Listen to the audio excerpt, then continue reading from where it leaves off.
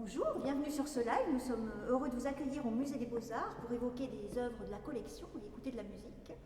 Alors les œuvres choisies par les musiciens sont des œuvres très intéressantes pour notre collection. Elles sont présentées dans une salle qui est consacrée au romantisme, où il se passe des choses assez terribles. On représente souvent des événements catastrophiques, ou la mort, ou la vie des célébrités. Nous sommes à côté d'une œuvre célèbre d'un sculpteur qui s'appelle Rinaldo Carnello et qui représente Mozart expirant, c'est pour vous dire. Mais à côté de nous, des œuvres représentant des femmes, très gracieuses. Elles sont l'œuvre de peintres qui ont aimé un artiste majeur du 19e siècle qui s'appelait Ingres et qui était un grand professeur.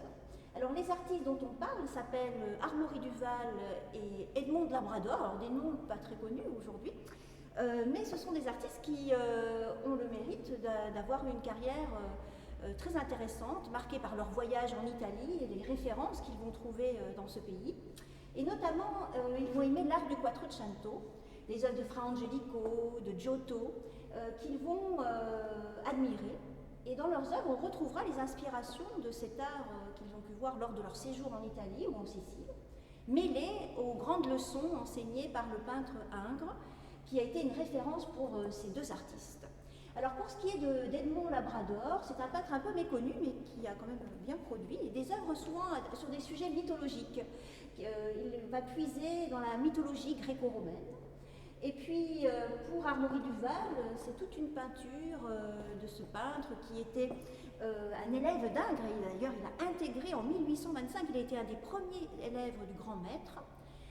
Il a été un de ses plus brillants élèves. Il a écrit un livre en 1878 qui raconte la vie dans l'atelier d'Ingres. Donc c'est pour les historiens d'art et historiens une source inépuisable qui raconte un peu comment se passait l'enseignement à cette époque-là.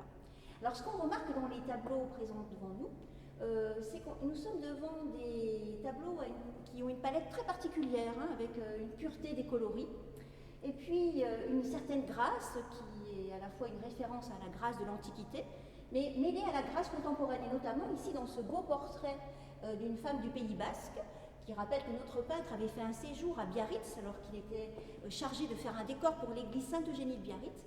Il va faire à son retour à Paris toute une série de portraits de femmes au visage très particulier avec ce profil intemporel, mais surtout qui rappelle aussi les œuvres italiennes du Quattrocento et les grands portraits de Ingres.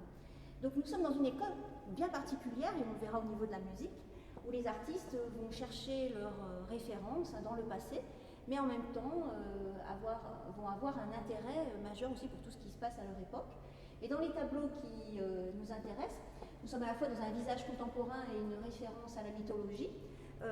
Bien évidemment, les histoires aussi plaisent aux contemporains. Et ici, par exemple, nous voyons Pandore avec ce beau coffret qu'elle tient dans la main et qui rappelle cette histoire qui fascine d'une jeune femme qui est très curieuse.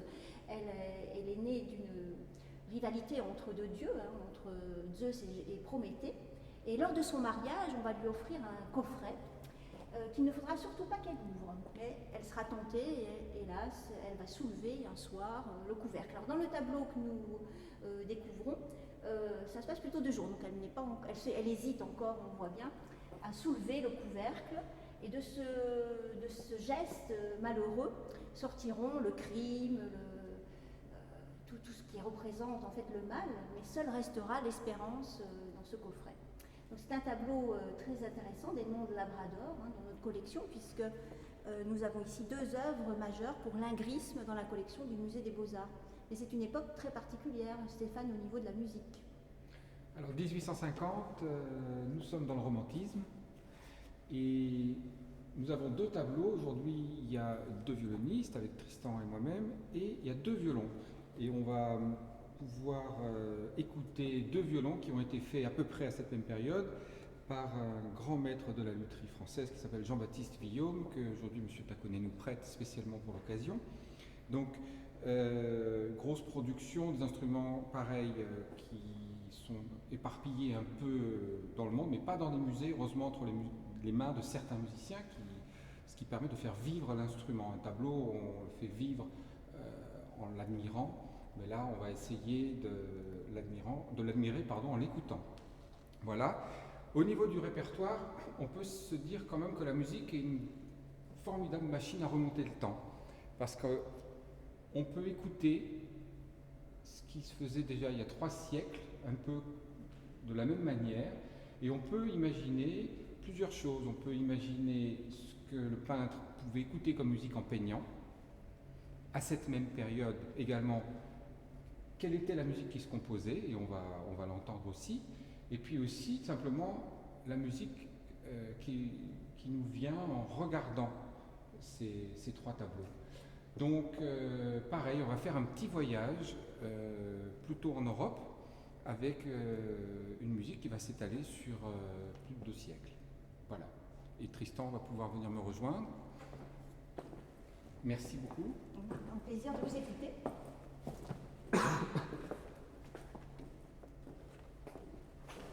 Et donc, nous allons débuter avec 2 mouvements de la sonate numéro 5 de Jean-Marie Leclerc, compositeur français.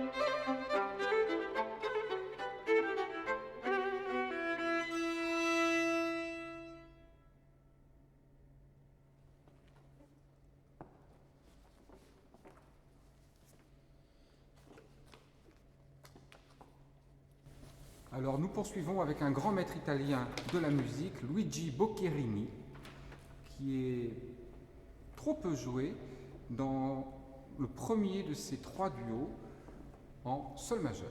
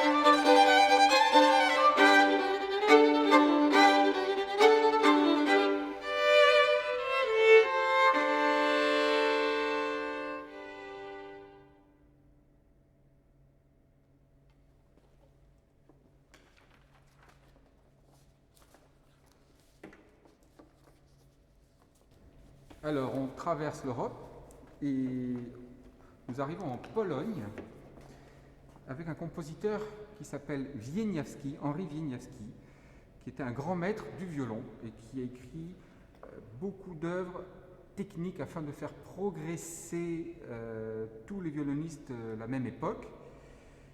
Il faut savoir que la descendance de ce compositeur vit en Suisse aujourd'hui et on a encore des œuvres originales qui réapparaissent régulièrement. Donc c'est très intéressant. Aujourd'hui, nous jouons le premier de ces duos en sol mineur.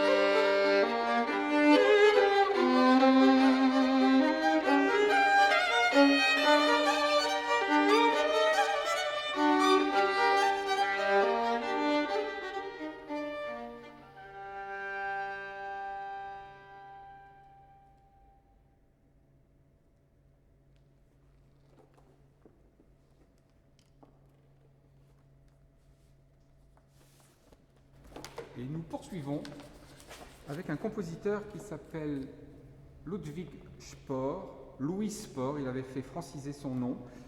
Marié avec une harpiste, il a développé beaucoup le répertoire pour le violon et harpe, puisqu'il était lui-même violoniste. C'est également l'inventeur de la baguette de chef d'orchestre et aussi un outil sur le violon qui s'appelle la mentonnière. Voilà, toujours en recherche.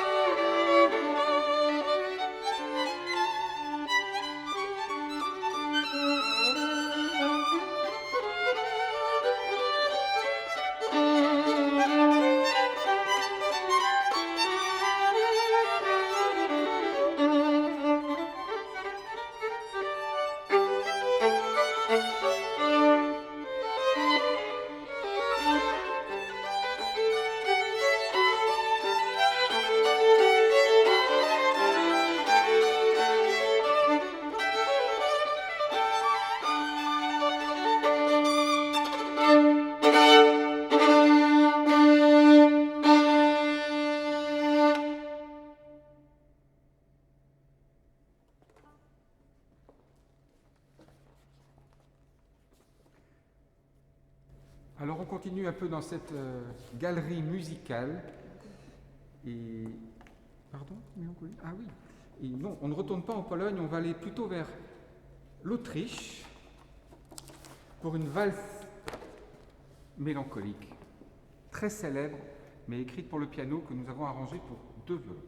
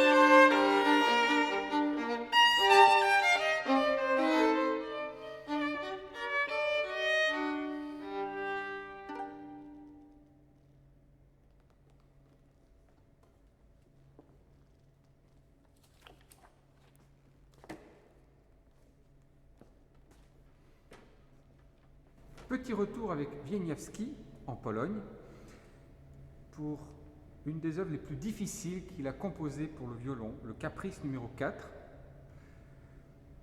Enfin, c'est surtout difficile pour Tristan aujourd'hui.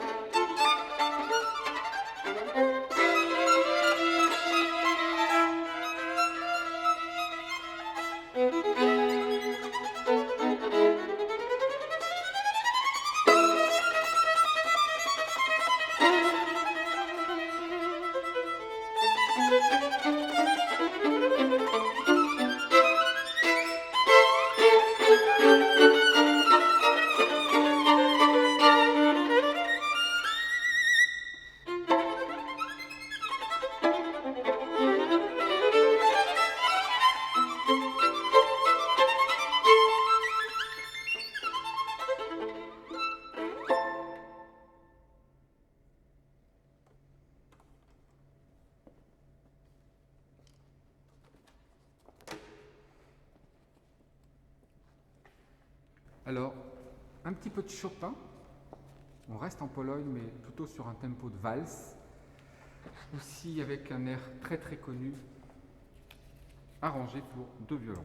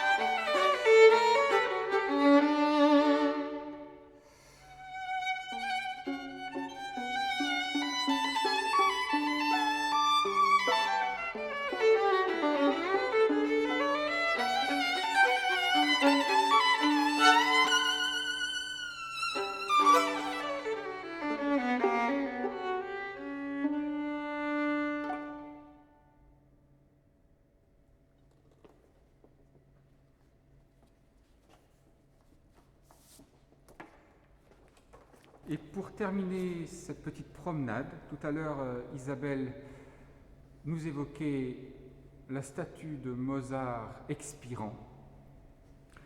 Alors nous allons jouer une œuvre où il n'avait pas encore expiré, évidemment, il était à Paris en 1778 et il a composé cette célèbre marche turque.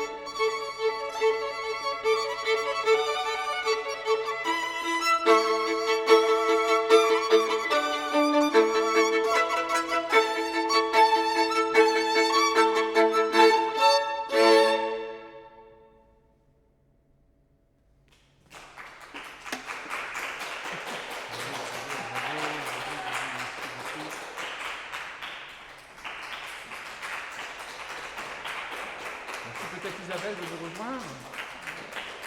Je sais pas, vous savez pas? Non.